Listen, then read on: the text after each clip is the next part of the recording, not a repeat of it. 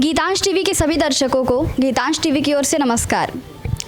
जैसा कि अभी गढ़वा के जानकी बाग में भागवत कथा का आयोजन चल रहा है और ये हैं श्वेतिमा माधव प्रिया जी। अभी ये सिर्फ 8 वर्ष की हैं। ये गोरखपुर यूपी वहाँ से चलकर आई हैं और ये भागवत कथा करती हैं। हम आपका बहुत बहुत स्वागत करते हैं। तो आप दर्शकों को बताइए कि आप सिर्फ 8 वर्ष की हैं और बहुत ही मनमोहक इनका कथावाचन होता है। तो इतनी छोटी उम्र में जहाँ अभी बच्चे खेल कूद और सामान्य सी पढ़ाई के विषय में सोच भी नहीं पाते, खेल कूद में उलझे रहते हैं, तो आप भागवत कथा की ओर कैसे अग्रसर हुई? सभी भक्तों को मेरा राधे राधे, जय श्री राम। जैसा आपने पूछा, ये हर इच्छा है जो भगवान श्री कृष्ण चाहेंगे, जो भगवान विष्णु चाहेंगे, होना तो वही है। भगवान की इच्छा थी और अब मैं श्रीमद् भागवत महापुराण की कथा वाचिका हो गई। बहुत ही सुंदर जवाब इन्होंने दिया कि होई है वही जो राम रची राखा, यानी जो प्रभु चाहेंगे वही होगा। तो इस ओर ये तो निश्चित है कि जिसको जिस चीज़ के लिए चुना गया है धरती पे वो उस ओर बढ़ जाएगा, पर कोई ना कोई माध्यम बनता है, कहीं ना कहीं से प्रेरणा मिलती है। तो आपको इस क्षेत्र की प्रेरणा कहाँ से मिली? जी, हमारे माता पिता आध्यात्मिक हैं एवं हमारे भस्मा गांव में हर वर्ष रामलीला होता है। हम हर वर्ष जाते हैं, वहाँ से देखते हैं तो इतना अच्छा लगता है। जब श्री राम चरितमानस जी की कथा होती है, हम देखते हैं। किशोरी जी हमारी आइडल है, उनको देखते देखते हमारी भी इच्छा हुई कि हमको भी कथावाचिका बनना है, हमको भी बाल व्यास बनना है। थोड़ा सा मैं एक सवाल करूंगी। यहाँ पे आपने किशोरी जी कहा, तो ये किशोरी जी किनके लिए है? क्योंकि राधा जी को भी किशोरी जी कहा जाता है, तो यहाँ पे आपने जया किशोरी जी। हाँ, चूँकि इन्होंने कहा कि मेरी आइडियल हैं। जैसा कि अभी समाज में बच्चे आइडियल किनको मान के चलते हैं, तो कई सारी हीरोइन हैं, उनका नाम मैं लेना नहीं चाहूँगी।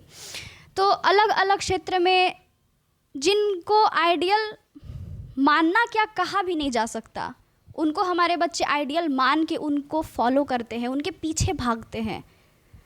और इन्होंने जिस तरीके के व्यक्तित्व को अपना आइडियल बनाया है, तो वाकई बहुत ही बड़ी बात है, बहुत सुंदर बात है। तो अभी आप सामान्य पढ़ाई तो कर रही होंगी ना? जी। अभी आप कौन सी कक्षा में हैं? जी, 3 में।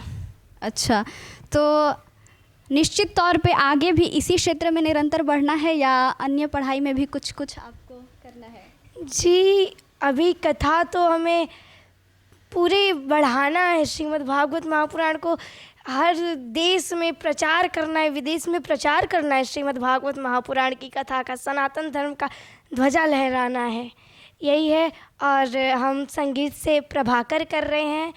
उसके गुरुजी हैं औनेंद्र सिंह जी एवं हमारी मैम है सुनीशा श्रीवास्तव, उनसे शिक्षा ले रहे हैं। बहुत ही सुंदर है। मतलब प्रभु के प्रेम में मग्न होना है और दुनिया को भी करना है, बस मूल रूप से इनका यही है। तो अभी जो आपकी उम्र है उस हिसाब से जो आपका ज्ञान है काफ़ी उत्तम है। तो आप अपने उम्र के जो बच्चे हैं उनको क्या कहना चाहेंगी? कि हम ये नहीं कहेंगे कि आप डॉक्टर मत बनिए, कोई भी आप मत बनिए, आप जो आपका मन है बनिए, परंतु भगवान की भक्ति ज़रूर करिए। ये कि नहीं हम डॉक्टर बन गए तो भगवान की भक्ति छूट गई।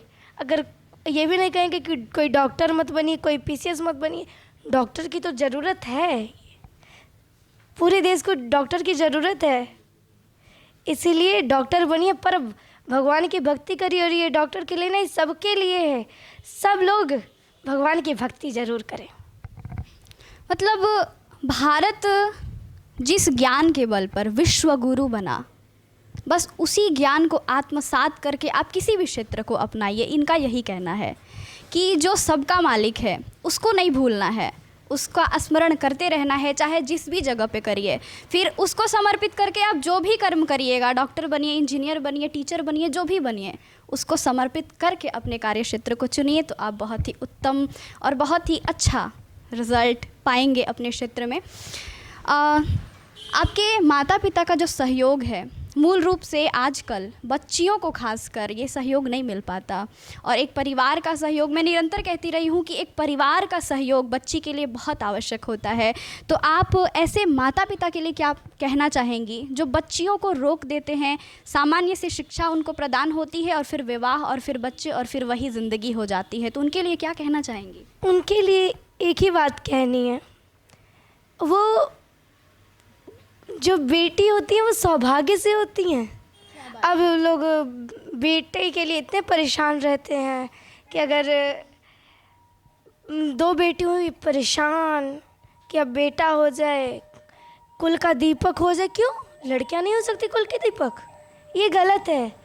वो जैसे संभाल नहीं पा रहे हैं, उनके पास इतनी ताकत नहीं है, भगवान का आशीर्वाद नहीं है कि आप बेटी को संभाल पाएंगे। बेटे तो भाग्य से होते हैं, लेकिन बेटियां सौभाग्य से होती हैं। अच्छा, चूँकि मुझे तो बहुत अधिक ज्ञान नहीं है जिस क्षेत्र में आप शिक्षा प्राप्त कर रही हैं, तो बहुत लोगों का मानना है कि बेटा रहेगा तो कुल को तारता है, मुखाग्नि देता है, और तभी हम अच्छे स्थान को प्राप्त कर पाते हैं मृत्यु के बाद। तो इस मामले में आपका क्या कहना है?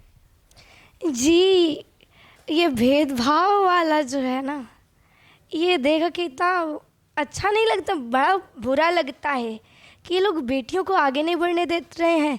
लेकिन कुछ माता पिता ऐसे भी हैं जो अपनी बेटियों को आगे बढ़ाना चाह रहे हैं। बेटों से उतना वो नहीं लगाव है, कहेंगे पहले बेटी बनेगी उसके बाद बेटे का कुछ होगा। ऐसे माता पिता धन्य हैं, उनके पास ठाकुर जी की कृपा है। ऐसे माता पिता को पहले प्रणाम है। और ये लोग संभाल नहीं पा रहे हैं ये शिक्षा। उनको लग रहा है कि बेटी तो पराया धन है।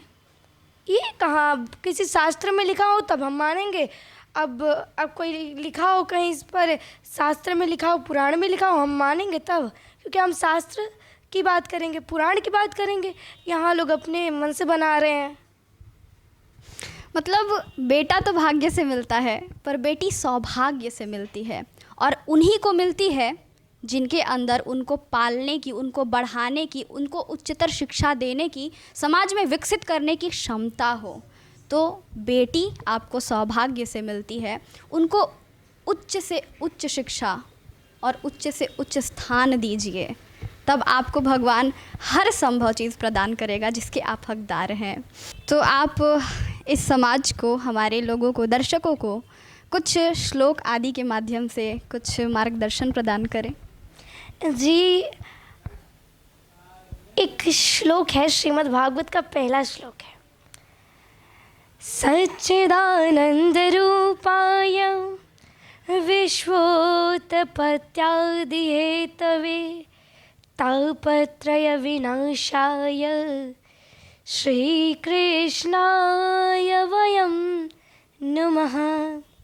जो सतधन है, चित्त धन है, आनंद धन है, इस विश्व की उत्पत्ति, पालन, संहार के कारण है, तथा जो दैहिक, दैविक, भौतिक हमारे इन तीनों तापों का नाश करने वाले हैं, ऐसे श्री कृष्ण।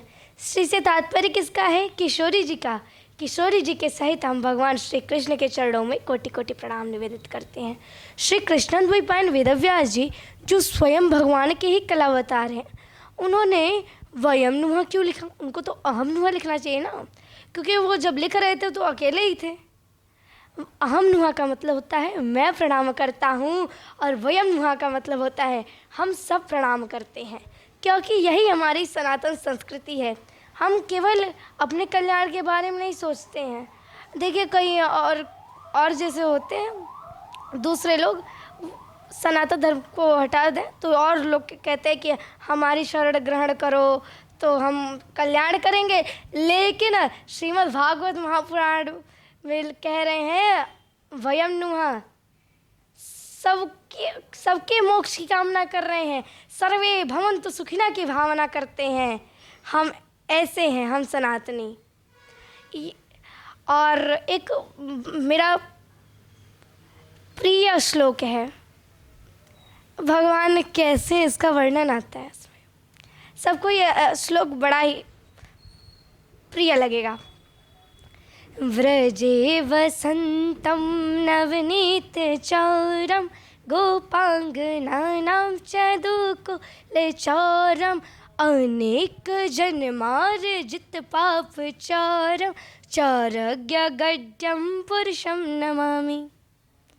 हमारे लाला कैसे हैं? पहले तो आप कृष्ण का अर्थ जानिए। कर्षति ते कृष्ण, जो अपने भक्तों को अपनी ओर आकर्षित कर ले उसे कृष्ण कहते हैं।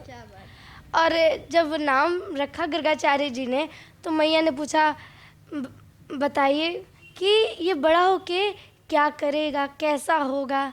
उन्होंने कहा गर्गाचार्य जी ने, ये सबसे बड़ा चोर होगा। अब चोर होगा, हमारे पास क्या कमी है कि चोर होगा? उन्होंने कहा ये व्रज का माखन चोरी करेगा। गर्गाचार्य जी ने क्या कहा? ये व्रज का माखन चोरी करेगा। व्रजे वसंतम नवनीत चौरम, और गोपियों का क्षीर हरण करेगा, वस्त्र चोरी करेगा गोपियों का। व्रजे वसंतम नवनीत चौरम गोपांगनानां च दुकुल चौरम। और ये सामान्य है, सबसे बड़ा चोरी क्या है? जिसके सम्मुख चला जाएगा उसके अनेक जन्म जन्मांतर के पापों को भी चोरी कर लेगा। इतना बड़ा चोर होगा तेरा लाला। ये अति प्रिय श्लोक है मेरा। कृष्ण की सबसे बड़ी चोरी। आमतौर पर ये इन्होंने बहुत बड़ी बात कही। आमतौर पर इस श्लोक में जो दो बातें हैं, माखन चोरी और वस्त्र चोरी, वस्त्र चोरी के पीछे भी बड़ी कहानी है, अभी मैं उस पर नहीं जाऊंगी। तो लोग वस्त्र चोरी, माखन चोरी को उठाते हैं, लेकिन अंतिम में जिस चोरी की इन्होंने बात कही कि कृष्ण के समक्ष जो भी जाएगा उसके जन्म जन्मांतर के पाप चोरी कर लेंगे कृष्ण। तो ये बहुत बहुत धन्यवाद कि आपने इस चीज़ को हमारे दर्शकों के सामने रखा कि पूरा श्लोक क्या है और इसका पूरा व्याख्यान क्या है। और बहुत ही अच्छा लगा आपको सुन के, मतलब इतनी छोटी सी उम्र में इतना मनमोहक ये बोलती हैं, इतना प्यारा बोलती हैं। आप खूब आगे बढ़ें, हमारी यही शुभकामना होगी। और हम फिर से पुनः आपका स्वागत यहाँ गढ़वा में करें, इसकी भी कामना हम करेंगे।